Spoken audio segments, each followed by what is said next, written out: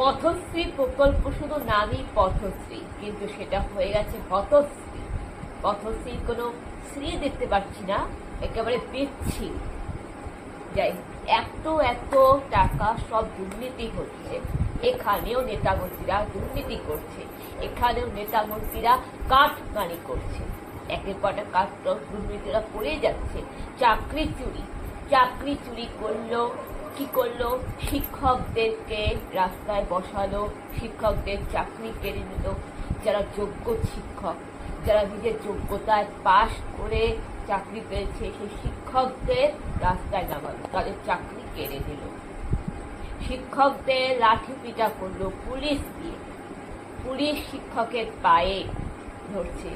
যে সময় যে যুগে একজন শিক্ষাগুরুকে পুলিশের পা ধরতে হয়, পুলিশের লাঠি পিটা করতে হয়, সেই সমাজ কখনোই উন্নত হতে পারে না। সেই সমাজ একেবারে চরম অধঃপতন হয়ে গেছে। এর থেকে লজ্জার আর কিছু হতে পারে না। এমনকি যে শিক্ষক কিনা একজন স্টুডেন্টকে প্রধানমন্ত্রী বানাতে পারে, যে শিক্ষক কিনা একজন স্টুডেন্টকে রাজা বানাতে পারে, পুলিশ বানাতে পারে, তারা কি করে শিক্ষকের গায়ে হাত তোলে? তারা কি পড়াশোনা করেনি? তাদের কি শিক্ষাগুরু ছিল না? এইখানেও ওরা দুর্নীতি করে গেল, অন্যায় করে গেল। আর আমাদের যুব সমাজের ছেলেমেয়েদের তো অনেক ভবিষ্যৎ উজ্জ্বল করে দিয়েছেন। চপ ভাজো, শালপাতার একটা ঠোঙ্গা বানাও, কাশফুলের বালিশ বানাও, টোটো চালাও। সামনে দুর্গাপূজা আসছে, মেলাতে ঘুগনি করতে হবে তো, চা ঘুগনি, তাই না? মাকে বলে দিতে হবে না, মা আমাকে ঘুগনি বানাও, ঘুগনি, ঝালমুড়ি। এই তো দুর্গাপূজা আসছে। এই হচ্ছে আমাদের যুব সমাজের যুবক যুবতীদের উন্নয়ন। কি কর্মসংস্থান কোনটা? ডবল চাকরি। আবার কিরকম? এই তো চা বানাবো, ঝালমুড়ি বিক্রি করব, মাকে বলবো মা আমাকে একটু ঘুগনি বানায় দাও, টোটো চালাবো।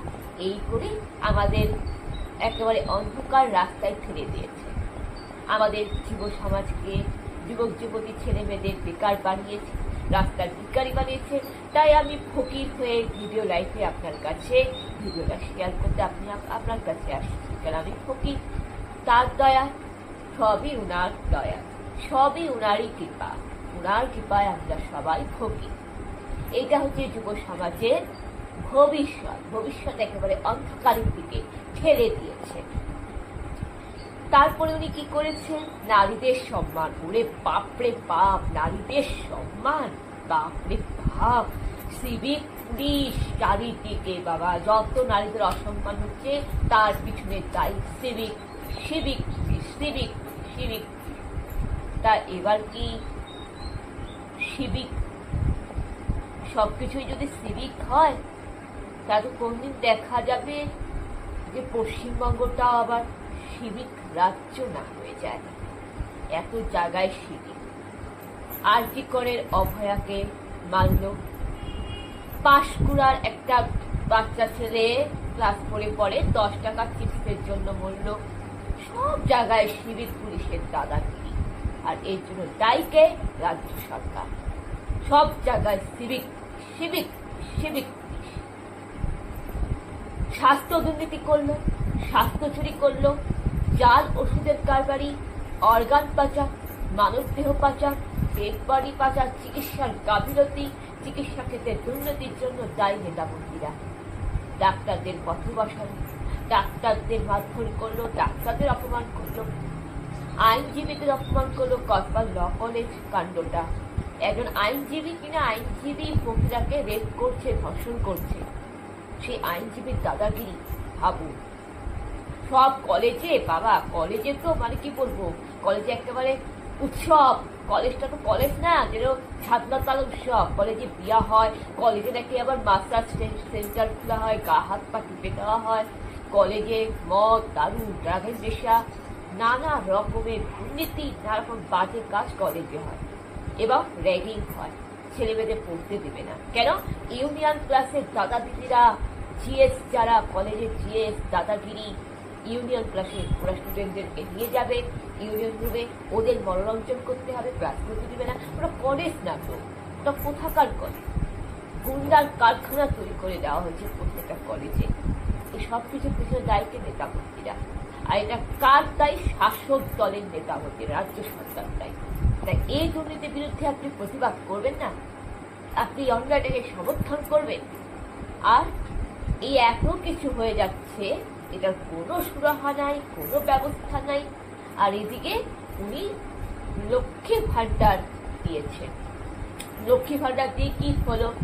লক্ষ্মীদেরই তো লক্ষ্মীশ্রীটাই নাই, লক্ষ্মীদের তো কোনো সম্মান নাই, লক্ষ্মীদের অসম্মান করা হচ্ছে, লক্ষ্মীদের ধর্ষণ করা হচ্ছে, খুন করা হচ্ছে। তাহলে লক্ষ্মী ভান্ডার গরু মেরে জুতা দান করার কোনো মানে আছে? গরু মেরে জুতা দান করার কোনো মানে আছে? আর এদিকে সরকারি কর্মচারীদের দিয়ে দেওয়ার টাকা নেই, দিয়ে দিচ্ছে না, সরকারি কর্মচারীদের বেতন আটকে দিয়েছে। তাই আমি প্রত্যেকটা মা বোনদের বলতে চাই যে আপনারা যে লক্ষ্মী ভান্ডার পাচ্ছেন না, এটা আপনাদের স্বামীর বেতনের টাকা, এটা আপনাদের ছেলে মেয়েদের বেতনের টাকা। আপনার ছেলে মেয়েরা, স্বামী, আপনার বাবারা দিয়ে পাচ্ছে না, সেই টাকাটা থেকে আপনার লক্ষ্মী ভান্ডারটা পাচ্ছেন। তাই দয়া করে আপনি নেতা মন্ত্রীদের দয়া করে পা চাটবেন না, দয়া করে নেতা মন্ত্রীদের পা না চেটে আপনার স্বামী, আপনার বাবা, আপনার পরিবারের সেবা যত্ন করুন, খেয়াল রাখুন। ঈশ্বর আপনাদের আশীর্বাদ করবে, মঙ্গল করবেন। আর আমি বলতে চাই, এই যে এসআইআর হচ্ছে, কাগজ হাম নেহি দেখাইগে, কাগজ হাম নেহি দেখাইগে, এত বড় বড় ভাউতাবাজি মেরে লাভ নেই।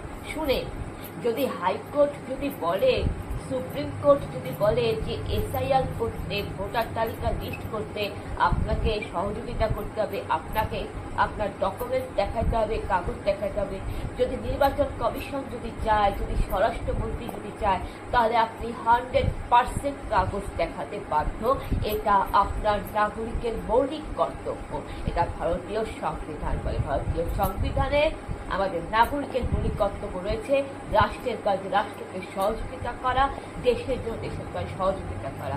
তাই কোর্ট, আইন, আদালত, সংবিধান, রাজ্য নির্বাচন কমিশনার যদি চায়, তাহলে আপনি যতই প্রধানমন্ত্রী হন, আপনি রাজ্যের মুখ্যমন্ত্রী হন, আপনি যতই কোটিপতি হন না কেন, প্রভাবশালী হন না কেন, আপনি 100% কাগজ ডকুমেন্ট দেখাতে বাধ্য।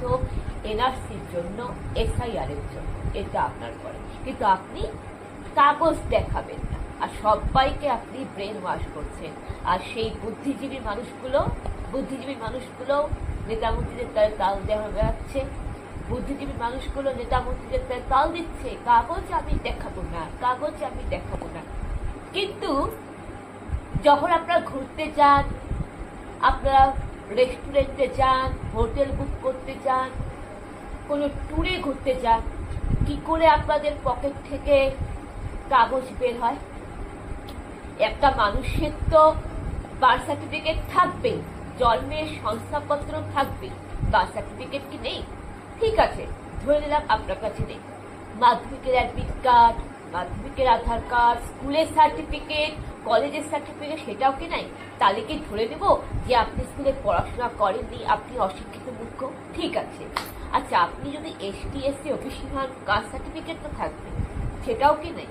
আধার কার্ড, ড্রাইভিং লাইসেন্স কিচ্ছু নেই, বাড়ির জমি শংসাপত্র কিছু নেই। বলতে পারে একটা মানুষের 12টা ডকুমেন্টসের মধ্যে একটাও কিছু নেই। অথচ দেখুন, আপনারা ঘুরতে গেলে আপনাদের পকেট থেকে সব ঝুড়ির থেকে বেরোবে, ঠাকুমার ঝুড়ি খুলবে, মজার গল্প বলবে, এরকম ঠাকুমার ঝুড়ি। যখন আপনারা ঘুরতে যান, ঠাকুমার ঝুড়ি থেকে সব বের হয়ে যায়, একটা একটা করে জন্মের সার্টিফিকেট, একটা একটা করে মাধ্যমিকের সার্টিফিকেট, একটা একটা করে কলেজের সার্টিফিকেট, একটা একটা করে Aadhaar card, PAN card, driving licence, সব বের হয়ে থাকে। আর এই এসআইআর এর জন্য আপনাদের কাছে কাগজ নেই। এসব ভাওতাবাজি বন্ধ করুন। ভারতীয় সংবিধানে নাগরিকের বাক স্বাধীনতা 19 থেকে 21 নম্বর ধারায় ব্যক্তির বাক স্বাধীনতা, মতামত প্রকাশের অধিকার রয়েছে। সেই অনুসারে আমি আমার মতামত, আমি আমার বাক স্বাধীনতার দ্বারা প্রকাশ করি।